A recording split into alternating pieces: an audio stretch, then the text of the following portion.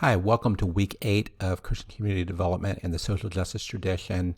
And this week we're going to be talking about global social justice traditions. I'm Andrew Sears, and the reality is we could do a whole course just on this week. I have to first apologize, recognizing that I'm designing a course primarily for City Vision students and making it free to other people. And our students currently are about 90% in the United States, so we're focusing primarily on the U.S. perspective, but also want to cover some of the global perspective because the global perspective is really important on this. If you look at what's happening in the growth of Christianity globally, the growth of Western Christianity is basically it's stabilized and it's kind of plateaued. And non-Western, which many people just call the global South, has grown tremendously. So sometime around 1970, 1980, the global South surpassed the West in total membership, and now is eclipsing the West. And that's even more significant if you look at the growth of Christianity by region. So there's the global South. By 2025, it's projected that 99% of the growth of Christianity is going to happen in the global South. So it's really important to focus especially on the global South. So let's first talk about a common global critique of Western Christianity. So one of the biggest critiques, it really has to do with Western culture. So Western culture is really good at breaking things apart, of analyzing things, but it's not as good at doing the holistic perspective. And it lacks a holistic understanding of social justice. So Western Christianity has an analytical reductionist mindset that separates the physical and spiritual in ways that aren't biblical. Western Christians are often also complicit in setting up unjust structures. And a lot of times they don't realize that. So one of the videos that we're going to go through this week talks about these 3 points. And it also talks about that often the critique is that Western Christianity is too individualistic, so that it values the individual rather than collective. So what this video talks about is it says that has huge impact, especially around sexuality. Collective basically means, are you going to be willing to follow what the group decides on rules, or does every individual just decide what they want to do for themselves based on, what Westerns enshrined value of who you are? So if you feel like pornography is good for you, do it, and divorce on demand is good for you, and homosexuality, it all gets defined around the individual rather than what is best for the collective in terms of having policies, and trying to understand that. So that's the other critique. And then the third is that Western Christianity is too focused on the head and rationalism and not is focused on the heart and supernatural. The Bible says that we are supposed to worship in spirit and truth, and there's this critique that the West has separated those two out. So you have truth and then you have spirit, but there's not as much integration between those. So and the argument is that the West is trying to impose non-biblical values on them as a form of Western imperialism. And another point that's made is that global Christians are increasingly sending missionaries to Western countries as Western countries are declining. In the city where I used to live, Boston, there is an article written called Boston's Quiet Revival, which showed that there is the largest number of church plants happening in Boston any time in Boston's history. But the church plants were happening from the global South largely to Boston, and ethnic church plants, and they're largely ignored, even though they called it Boston's Quiet Revival because it wasn't happening in majority culture. It got ignored. So another way of looking at this, especially this first point, is in the grid that I have been talking about, where you have, I would argue that much of the majority world or developing countries have a four-quadrant understanding of justice. So they combine reconciliation and redistribution together and all of these things. And what they accuse the West of is saying, no, our quadrant on the personal is a lot more important than all the other quadrants, and that we should actually separate these out. And I think that the Global South is saying, no, you can't separate them out. You have to combine them. So now, one of the key things, any global perspective should recognize the relative size of other Christian traditions. And we have a video that I actually pulled this slide from the video. But Catholicism, at least in total numbers, is very large. And then this professor that even though Pentecostalism and Protestantism are often viewed all Protestants, he is basically taking a subset of Protestantism and calling it Pentecostalism, and partly because it's grown tremendously over the past 100 years. And then there's Orthodoxy, and recognizing the significance of these traditions globally. So because of the size of Pentecostalism, a lot of the other stuff we've covered is focused on just Protestantism in general. I'm going to cover Pentecostalism more in this time than some of the social justice teachings that come with the Catholic Church. So Pentecostals in developing countries generally are going to span, all these different, racial groups. Now, it may not be a racial, you might have a Latino church or African church that may not, the individual church itself may not, but this as a movement spans all of these. And part of what's interesting about this as a movement is it's generally made up of lower middle, working class, and the poor. And that's what makes it significant. So in lower class focused church models, it's church culturally of the poor with a class background, ministry of the poor. The church strongly fits with the class culture of the poor. This is, some review from what we covered. So they identify among the poor, they identify with the poor, but they do it largely through, policies of they control education to avoid class assimilation. There's this concern about secularization happening in secular schools, but I think part of what that secularization is about is it also has to do with class assimilation, that you're going to learn theory and you're not going to know how to do anything else practical, right? Raising up leadership from within, generally have low access to social capital,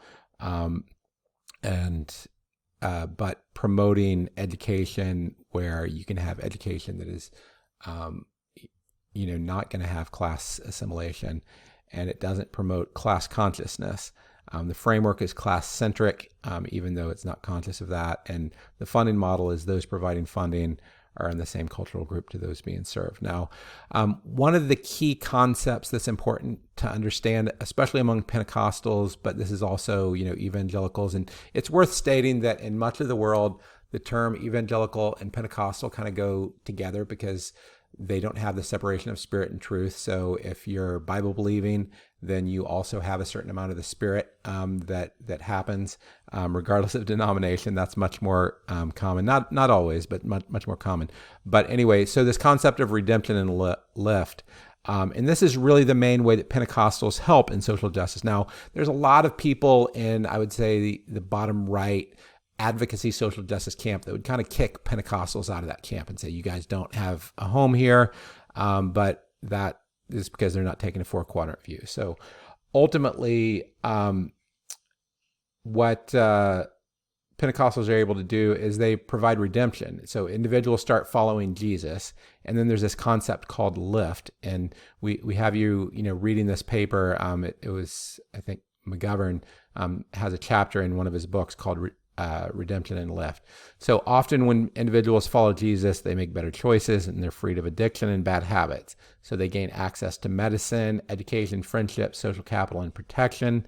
That often happens as they join a church, and this church is meeting holistic needs, right? So, and as a result, they become more financially affluent, and that itself is bringing justice. So recognizing that Pentecostalism is the largest movement creating redemption and lift globally. Now, what McGovern talks about is the problem of redemption and lift is after becoming affluent, individuals class assimilate and become less connected to their local communities, isolating themselves as Christians. Some people call this Christian, the Christian huddle, the huddle effect, or the Bible says you're supposed to be of the world but not in it. And some people criticize this, that this group of people avoids the being. The Bible says you're supposed to be in the world but not of it, and says that this group isn't enough of being in the world. And the result of this is this results in a decline of church growth as Christians isolate and are no longer doing the first part of being in the world.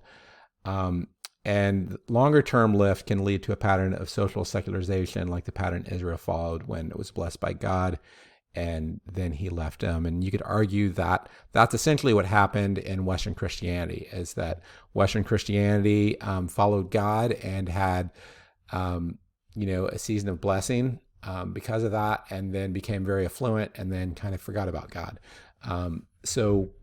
But recognizing that this lift, the first part of the lift before it becomes a problem, is actually bringing social justice. So now there's another group, Latin American liberation theology and Catholic worker traditions. And also, there's Catholic social teaching that kind of falls under this. But this group often is identified with the lower classes, downwardly mobile, even it has middle class people, and through the Catholic Church often is able to access the upper classes and the upper middle class, both in white and the Latino, Latina.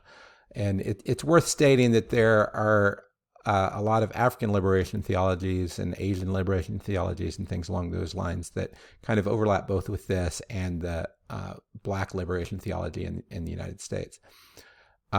So again, focusing on this unique role is political, changing political and economic systems of exploitation, ministry to the poor and of the poor, strong class identification. So even though Christian worker movements might be led by the middle class, or their class identification is with the working class and the poor, and often they have strong level of class access through the Catholic Church. And this is the one group that promotes class consciousness more than any other, largely through theology. Their framework's class-centric in their funding model. Some of their funding comes from the groups they're serving, and some comes, through the Catholic Church hierarchy.